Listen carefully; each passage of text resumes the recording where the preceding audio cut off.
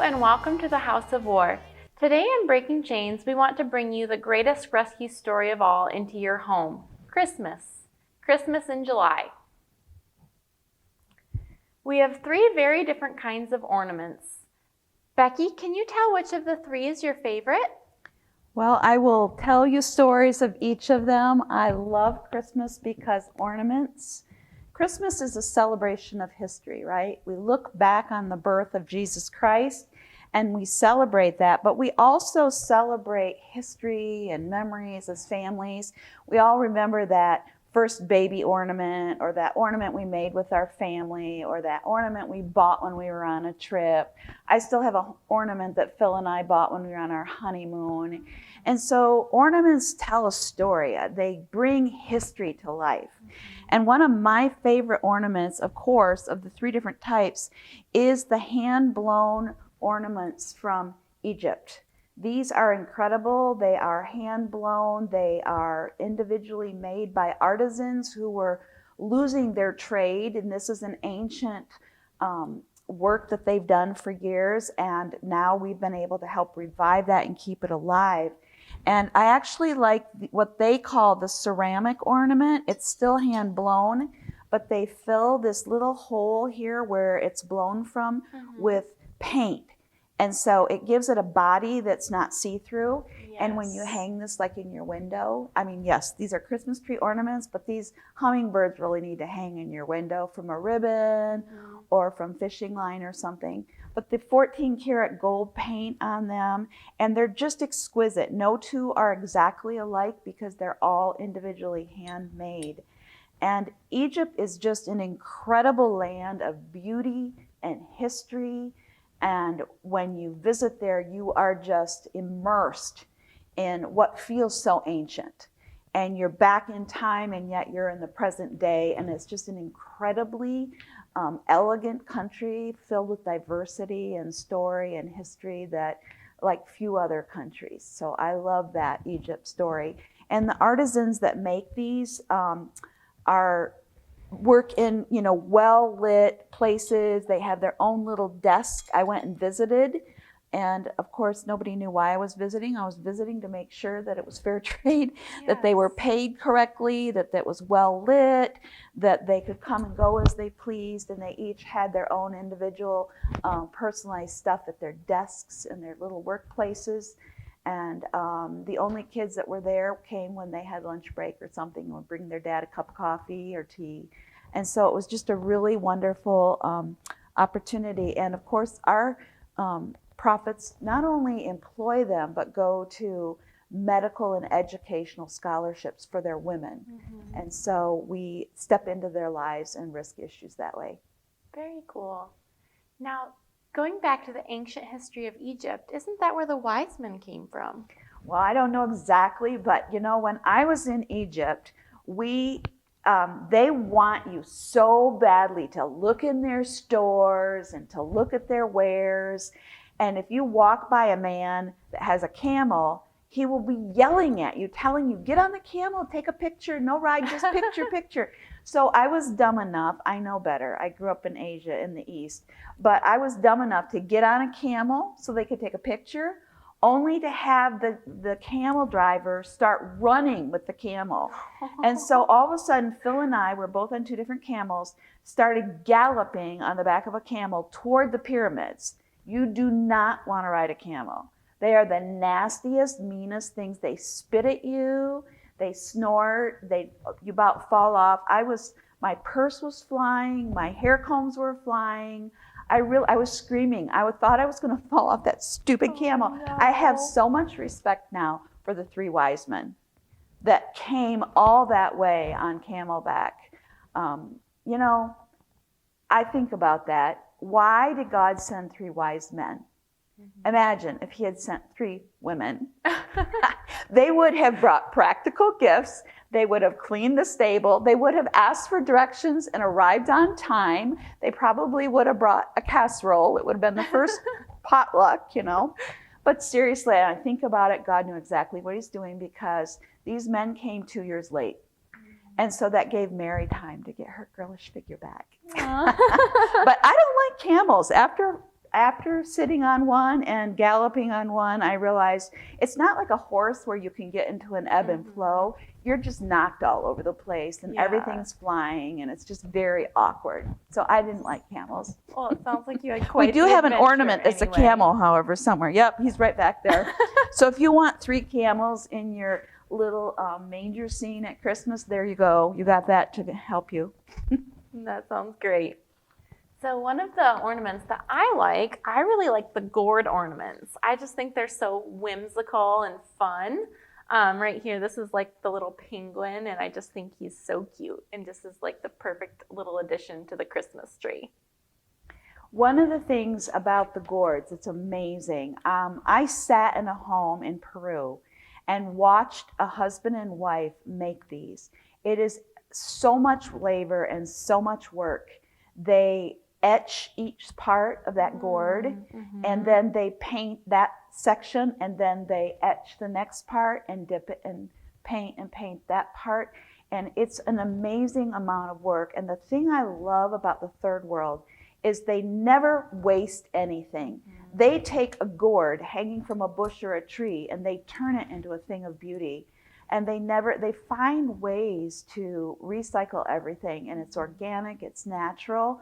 And all of our ornaments come with on the price tag, it has a number. Yes. And it gives, if you follow that number, it connects to our story cards. Yeah, so it's just like a little book of story cards that kind of tells the story behind our products. Right, so there's a story card for the Egyptian hand-blown ornaments.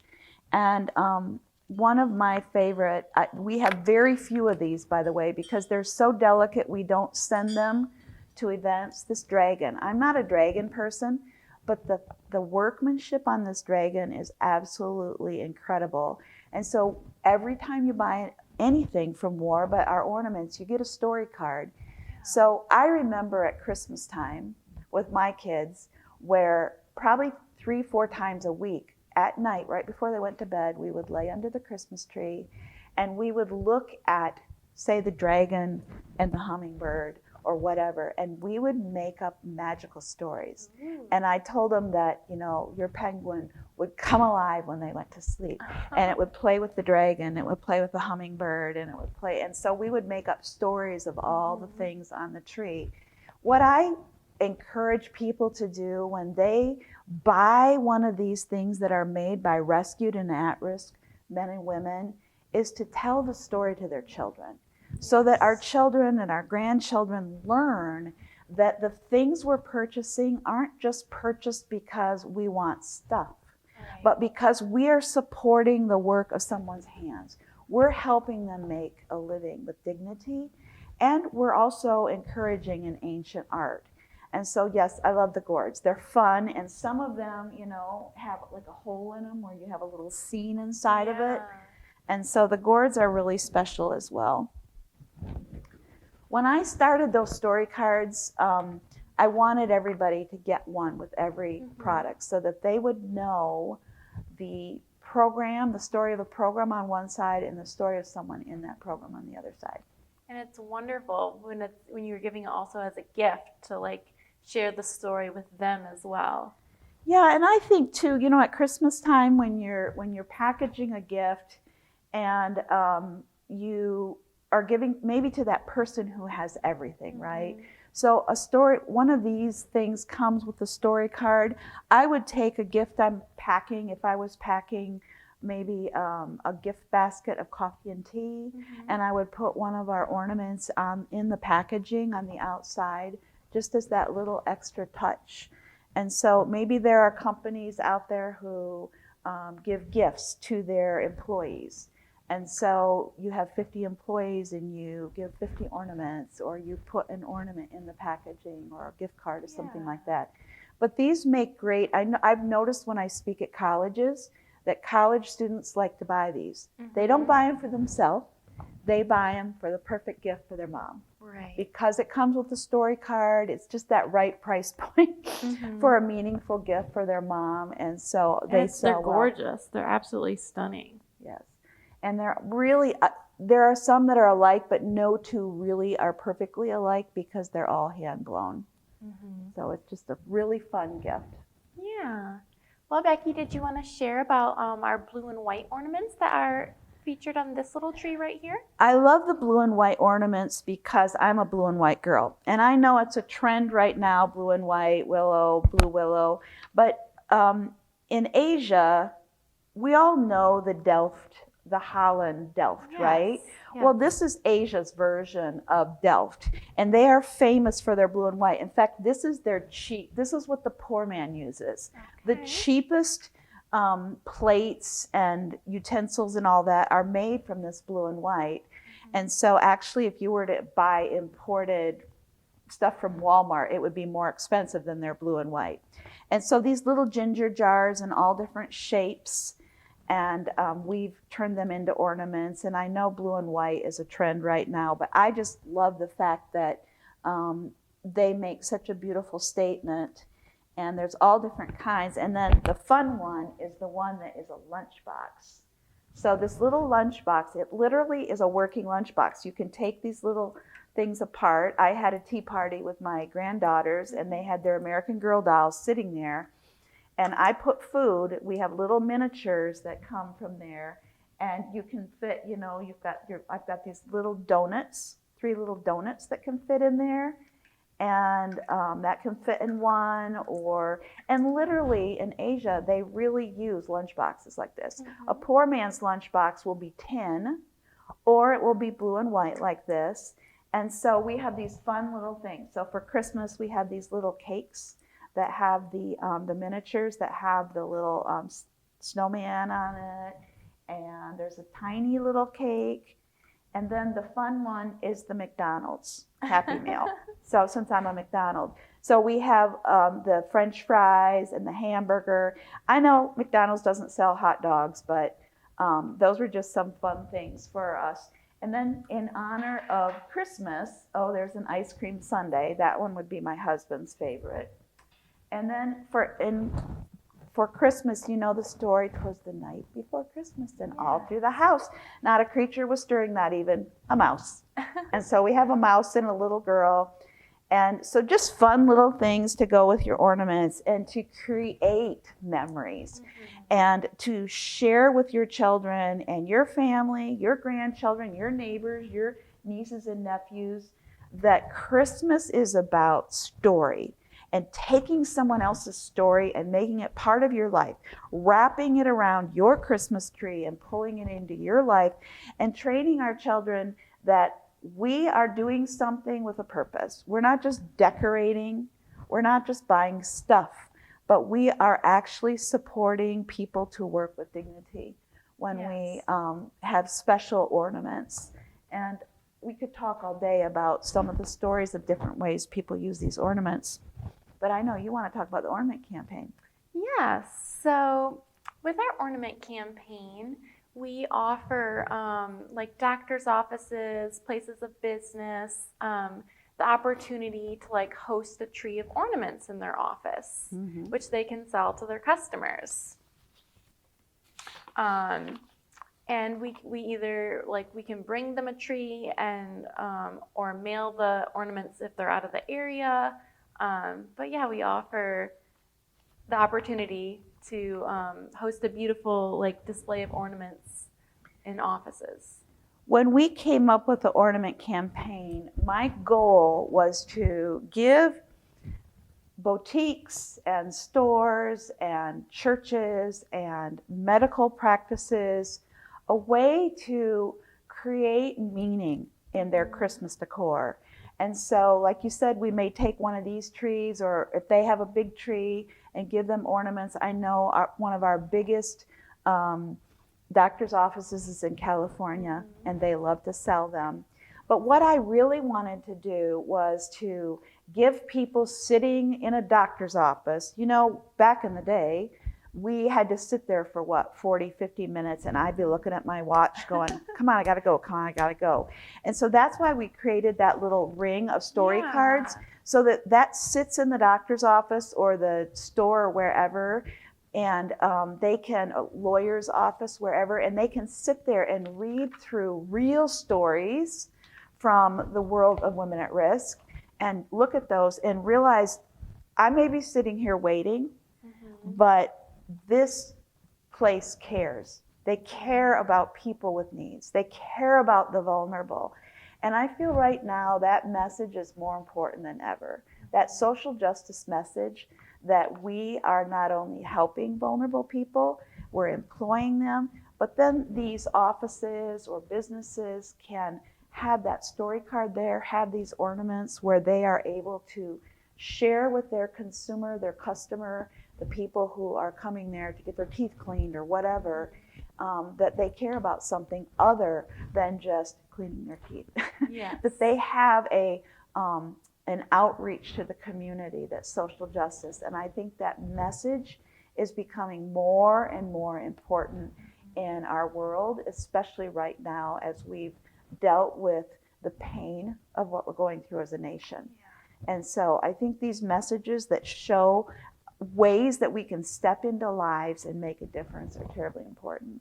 So if you're interested in getting involved with Ornament Campaign or learning more about it, please give our office a call or email us at the links provided. There's no obligation for you to become involved, but even if you're just curious about it and want to learn more, don't hesitate to contact us. In the future, we'll be featuring specialty items at 20 to 50% off. Stay tuned for exciting Breaking Chains features where we'll have items that are discontinued or are one of a kind on a first come, first served basis. Probably the first one we're going to try out is this little hand-blown coffee pot. And if people buy 10 or more, they get 50% off this time on this little coffee pot. This was a precious little ornament that I think would go great on top of a package, a basket of coffee or tea or something as a Christmas gift. But these little coffee pots, they'll be in assorted colors. And so if people want to purchase that, they can. Or they can get them for 10% off any ornament, but yes. Wonderful. So each time a feature is aired, those items will only be available at that special price for a week. Thank you for joining us today on Breaking Chains. Go ahead and hit that like button and subscribe on YouTube. Share the video on Facebook and remember to comment below that you shared to be entered into this week's giveaway for a special hummingbird glass ornament. Christmas in July from the headquarters here, and we just want to encourage you to think now about Christmas. And we know that because of COVID, people need to tighten their purse strings, and so we're offering these discounts on these ornaments now. Some of you start shopping now for Christmas. I don't. I'm a last minute person. But this Christmas, we celebrate, as we look forward, the greatest rescue story of all. And during this time of COVID, we've had more 911 calls than ever. And so rescue's on our mind. But Christmas is a celebration of Christ's love, the greatest rescue story of all, giving unconditional love and giving people a way to make a living with dignity. And so from our house to your house, from the house of war, Christmas in July, to your house, whatever that looks like and however you celebrate that time of the year, we want to tell you that this means war.